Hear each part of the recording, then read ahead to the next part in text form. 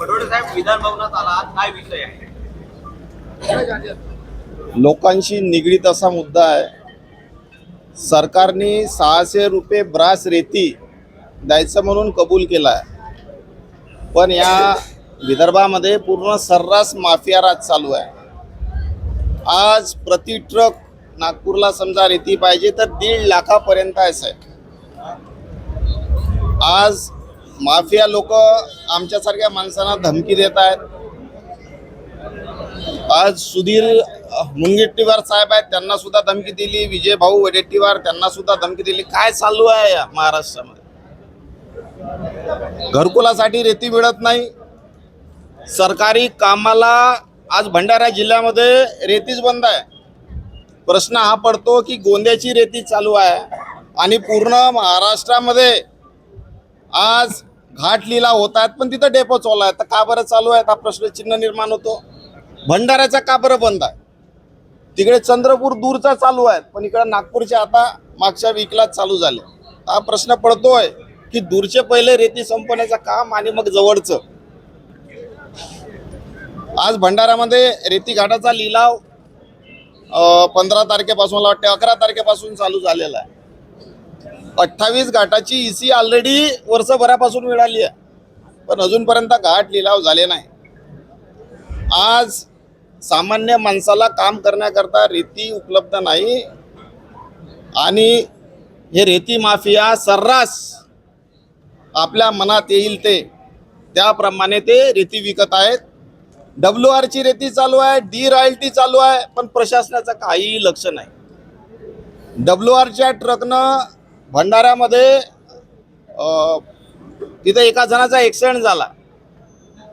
मुद्दा हा आहे का ॲक्सिडेंट तर झालाच, परंतु तो कुठून ट्रक आला होता याची शहानिशा समजा केला असता तर तो घाट बंद करता आला असता. मालगावमध्ये एका जणाचा आता मर्डर झाला की तिथं तो मरण पावला, हा एक प्रश्नचिन्ह आहे. चंद्रपूरमध्ये तुम्ही बघितले असाल तर बोंडेगाव घाटातून रेती काढल्या जाते आणि त्याची रॉयल्टी आहे ते इडदा घाटाची.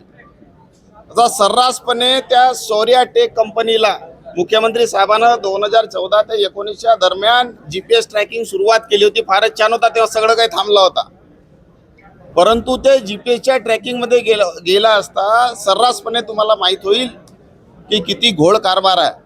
का ट्रक चालू कुठं आहे, म्हणजे कोणत्या एका माणसानं समजा रॉयल्टी बुक केली, मला रेती पाहिजे, तर त्याच्या घरापासून सुरुवात व्हायला पाहिजे. ट्रक कुठून असेल तिथून त्या घाटापासून सुरुवात व्हायला पाहिजे आणि त्या घरापर्यंत जायला पाहिजे. तर प्रश्न हा पडतो की सगळे ट्रक निघतात घाटापासून, हे तर दुसऱ्या घाटापासून निघून राहिले आणि जातात कुठं, हा एक प्रश्न आहे. तर हा मुद्दा मी फडणवीस साहेबांना सांगितला का हा माफिया रेती वाळू माफिया आहे, सगळ्यांना धमक्या देत आहेत आणि चोरीची आपला राजस्व चोरी होत आहे. जिकडे की सगळ्या चांगल्या चांगल्या योजना आहेत त्या जनसामान्यांना मिळायला पाहिजेत, पण त्या मिळत नाही या कारणास्तव. तर हा कुठं ना कुठं माफिया राज रुकला पाहिजे. फडणवीस साहेबांनी आश्वासन दिलेलं आहे का त्यांनी काही झालं कोणी असलं तरी चालेल, पण मी याकडे लक्ष देईन. मला त्यांच्यावर विश्वास आहे पूर्णपणे की ते काही नाही काही कारवाई करतील आणि न्याय देतील आणि हा माफिया राज संपवतील. धन्यवाद.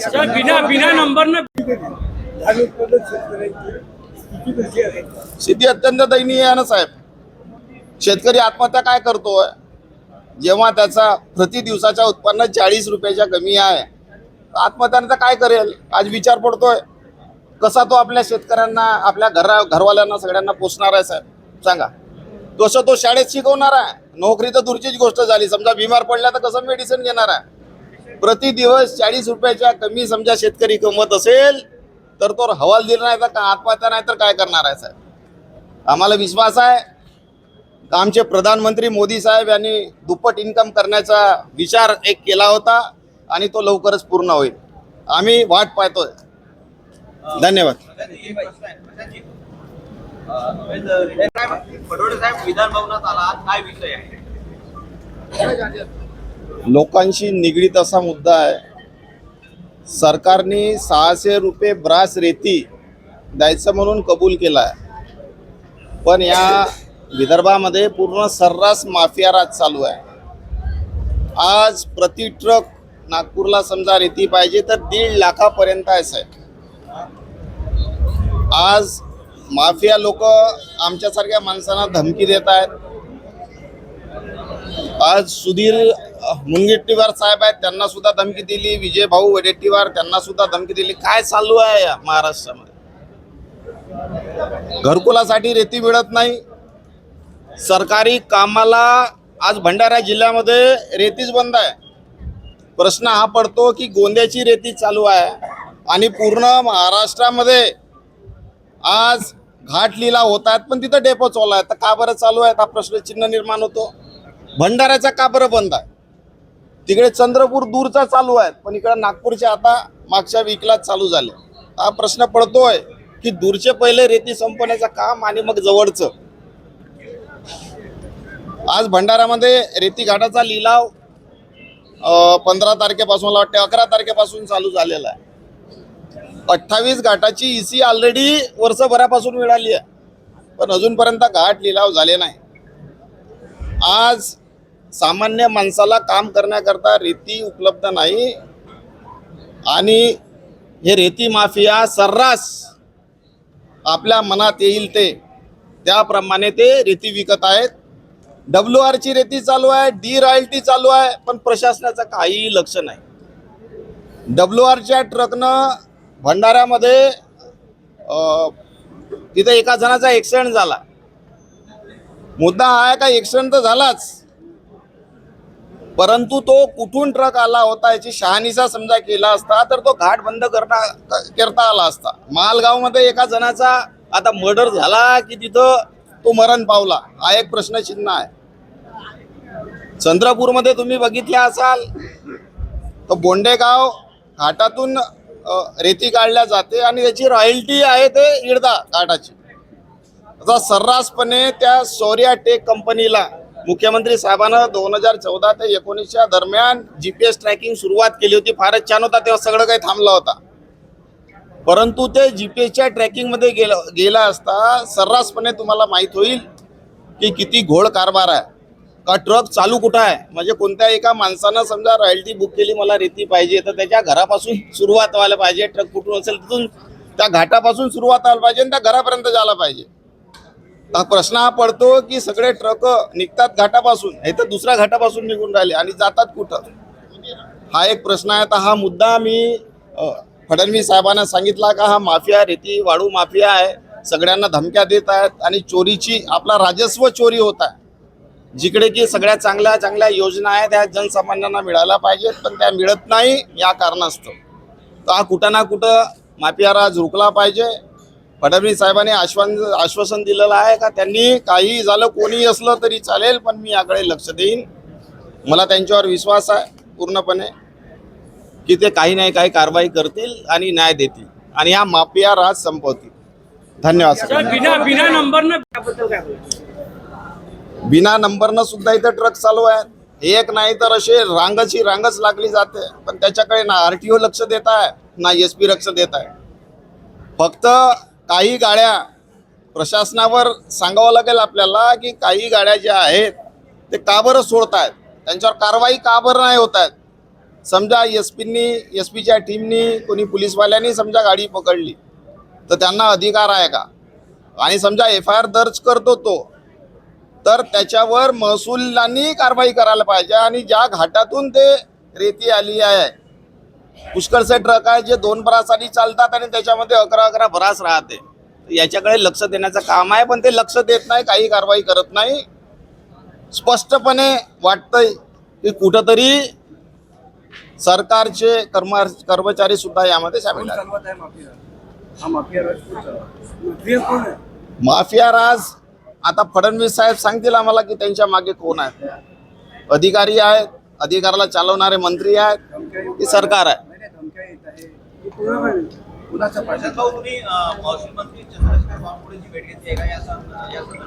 लेटर त्यांना दिलेले आहे. नाही सध्या तर माझं बोलणं झालं सध्या मुख्यमंत्री साहेबांशी आणि जे DM आहेत, कलेक्टर साहेब आहेत, त्यांच्याशी आम्ही वेळोवेळी पाठपुरावा केला, पण अजूनपर्यंत कारवाई काही त्यांनी केलेली नाही.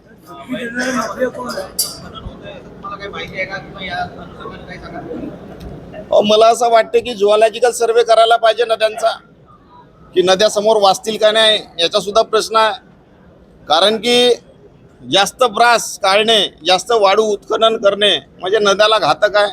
तिथले जीव आहे, जीवजंतू त्यांना सुद्धा ते राहतील का नाही, टिकतील का नाही, याचा सुद्धा प्रश्न आपल्याला पडतो आहे.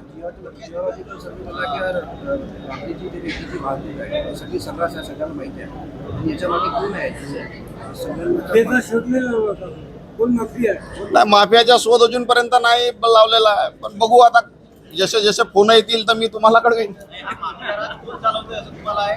तुला कोणाची माणसं आहेत? प्रशांत भाऊ, जो माफिया राज तुम्ही उल्लेख करताय ती माणसं कोणाची आहे? ही लोकं कोणाची पोचलेली आहेत? ते माणसं कोणाची पोचलेली आहेत हे समजा मला कळलं असतं तर मी फडणवीस साहेबांना ते क्लिअर कट सांगितलं असतो. पण कोणतरी अगरवाल म्हणून आहे, त्यांच्या सगळ्याकडे चारही बाजूचं नाव त्यांचंच येत आहे. तुमच्या मतदारसंघाला लागून महसूल मंत्र्यांचा मतदारसंघ आहे, काय वाटतं तुम्हाला? माझ्या मतदारसंघाला लागूनच महसूल मंत्र्याचा मतदारसंघ आहे. प्रश्न हा येतोय की आज कोणाला घरकुलाला लागते, कोणाला घर बनवायचं आहे, सरकारी कामं आहेत, त्यांच्यासाठी सगळ्यात जास्त रेती आणि चांगली रेती हे भंडारा जिल्ह्याची आहे. परंतु ते घाट का बरं बंद आहे हा प्रश्न. जेव्हा गोंदिया चालू आहे आणि भंडारा बंद आहे, त्याच्या मागचा उद्देश काय? रेती धोरणाची योग्य अंमलबजावणी व्हायला पाहिजे. बिलकुल रेती धोरणाची चांगली अंमलबजावणी व्हायला पाहिजे आणि स्वस्त दरामध्ये गव्हर्नमेंटनं जो वचन दिलं आहे त्या वचनाच्या हिशोबानं 600 रुपये ब्रास प्रत्येकाला मिळायला पाहिजे.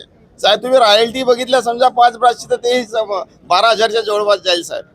तर 600 गुणीला 5 अगर तुम्ही पकडलं तर 3,000 रुपयेच होतात. वरचे पैसे कुठं जात आहेत? आणि प्रत्येक घाटावर तुम्ही गेलात तर तिथं 25 ते 30,000 रुपये एका ट्रकच्या मागे घेतले. हा पैसे कुठं जातो? आणि याच्यासाठी SITची मांग आणि CBIची चौकी सुद्धा आम्ही मागू. हा पैसा कुठं चाललाय, काय चाललाय, आणि जनतेची रूट सर्रास चालू आहे. आपण धान उत्पादक मतदारसंघामध्ये येत आहे, लोकांना प्रतीक्षा आहे धानाची अपडेटची. त्या अनुषंगाने काही मुख्यमंत्र्यांशी चर्चा केली आहे का? जी त्याच्यासाठी पण आम्ही लेटर दिल्या. मुंबईला मी गेलो असतो, BCचा मेळावा होता आणि त्या मेळाव्यामध्ये धान खरेदी केंद्र चालू झाले पाहिजे. आणि आपला शेतकरी कसा हवाल दिलाय साहेब तुम्हाला सांगतो. आज 5 ट्रिलियन इकॉनॉमीच्या गोष्टी करतो आपण, चंद्र आणि मंगळावर जाण्याच्या गोष्टी करतो. 3री महाशक्ती म्हणून आपण बघतोय आपल्या देशाकडे. आणि आज आपला शेतकरी अन्नदाता कोणत्या स्तरावर आहे? 16 क्विंटल एका एकरी 2369 रुपये MSP म्हणजे उत्पादन किती झाले? ॲप्रॉक्सिमेट 37,000 ते 38,000. आपल्याकडे जेवढेही शेतकरी आहेत भंडारा जिल्हा गोंदिया जिल्ह्यामध्ये, हे 80% शेतकरी एका हेक्टरच्या खालचे आहेत. 20% तुम्ही बघाल त्यांच्या वरचे शेतकरी आहेत आपले. आज वार्षिक उत्पन्न त्यांचं बघितलं तुम्ही, एकरी उत्पन्न तुम्ही बघितलं तर 37-38,000 लागत साहेब. त्यांची 20 ते 25,000 लागत, डिपेंड ऑन किती स्प्रे मारतात, काय त्यांचं रेट आहे. आता तुम्ही प्रॉफिट पकडलं एकरी तर 15,000 रुपयापर्यंत, डिवायडेड बाय एका दिवसाचा तुम्ही गेला साहेब तर मात्र 40 रुपयाच्या खाली इन्कम. म्हणजे एक समजा भिकारी भीक मागते तर त्याच्यापेक्षा जास्त आहे. मग एवढा डेव्हलप्ड आहे आपला देश, शेतकरी अन्नदाता कुठं आहे साहेब? वरून लिंकिंगनं खातं विकल्या जातात, हा एक मुद्दा आहे. तो खातच येत नाही, तो युरियाच येत नाही. अशा सगळ्या गोष्टी आहेत. वेळेवर धान खरेदी केंद्र आहेत, ते वेळेवर धान खरेदी केंद्र सुरुवात होत नाही. साहेब हा नाटक कशाला लागला? आता तुम्ही बोनसच्या गोष्टी, आमच्या हक्काचे नाही मिळत ना साहेब. खरीपाचे अजून पैसे नाही मिळाले, त्याच्यापूर्वी रब्बीचे पैसे नाही मिळाले. 24-25चे जवळपास 110 करोड रुपये अजून बाकी आहेत. आमच्या हक्काचे तर पैसे द्यावं साहेब, बोनस तर नंतरची गोष्ट झाली. आम्ही फक्त आपला हक्क मागतोय, ते सुद्धा आम्हाला मिळत नाही. आणि कोणते उद्योगधंदे आहेत भंडारा गोंदिया जिल्ह्यामध्ये? काहीच नाही साहेब. फक्त आम्ही शेती करतो, धानाची शेती करतो. आज भूजल आहे, खाली चाललाय, पाणी मिळत नाही. आणि सगळ्यात मोठी दुर्दशामध्ये नाग नदीची. नाग नदीच्या केमिकलयुक्त पाणी, क्रोमियमयुक्त पाणी आणि आर्सेनिक सेलेनियमयुक्त पाणी हा सगळा पाणी तो भंडाऱ्याच्या गोसे डॅम मध्ये जमा होतोय आणि तो डॅम समोर वैनगंगा आणि नळगंगा होणार आहे. आता फक्त भंडारा न कोणत्या जिल्ह्याचा आहे, समोर जाऊन पूर्ण विदर्भ होईल. करोडो लोक, जसा भटिंडामध्ये ट्रेन निघते तिथून कॅन्सर ट्रेन दिल्लीपर्यंत, तशी इथली ट्रेन जाईल ना साहेब मुंबईपर्यंत. आणि जिनेटिक डिसऑर्डर, स्किनच्या बिमाऱ्या, GIT ट्रॅकच्या बिमाऱ्या आणि कॅन्सर सारख्या बिमाऱ्या होतील ना साहेब. याच्याकडे लक्ष पाहिजे. त्यासाठी पण आम्ही निवेदन फडणवीस साहेबांना, मुख्यमंत्री साहेबांना आम्ही दिलेलं आहे का तुम्ही आता नाग नदीचा रस्ता मोडा, तुम्ही जास्त किलोमीटर नाही, गोसे डॅमच्या समोर टाका, नाहीतर तो पाणी कमीत कमी आहे कोराडी पॉवर प्लॅन्ट आहे तिथं जा, तिथं फिल्टर होऊन समोर जाईल नदीला येईल. तसे भरपूर सारे मुद्दे भंडारा जिल्ह्याचे आम्ही तिथे गेले आहे. इथंच नाही तर दिल्लीला सुद्धा हे प्रश्न मी मांडलेले आहे आणि वेळोवेळी साहेबांना आश्वासन दिलं आहे का ते करू. आता बघू की ती तारीख केव्हा येईल, ते वेळ केव्हा येईल, जेव्हा आमच्या शेतकऱ्यांना न्याय मिळेल, आमच्या लोकांना न्याय मिळेल आणि आमच्या भावाला न्याय मिळेल. विद्यमान आमदारांच्या गाड्या जातात असं काही माहिती आहे माझ्यापर्यंत तरी आली, तुमची काय माहिती? तर माझ्यापर्यंत अजून काही माहिती नाही की कोणाच्या गाड्यात काय गाड्यात. मी आता फडणवीस साहेबांना चौकशीसाठी विनंती केली आहे. आता बघू काय निघतं त्याच्यामधून. त्याच्यामध्ये भरपूर लोक, चांगले चांगले लोक तिथे मिळणार आहेत त्याच्यामध्ये, कारण का सगळी मिडी बघतच आहे. त्याच्या कारणानंच लोकांना रेती वाढू नाही मिळत आणि मिळते ते महागाची मिळते.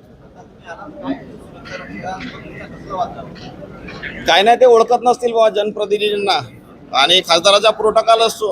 आता कोणी तुम्हाला धक्का मारला ठीक आहे, आम्ही त्यांना माफ केलं, काही कंप्लेंट करणार नाही, ते ओळखत नसतील. पण एवढा उद्मात या सरकारी यंत्रणेचा आजच पाहिला.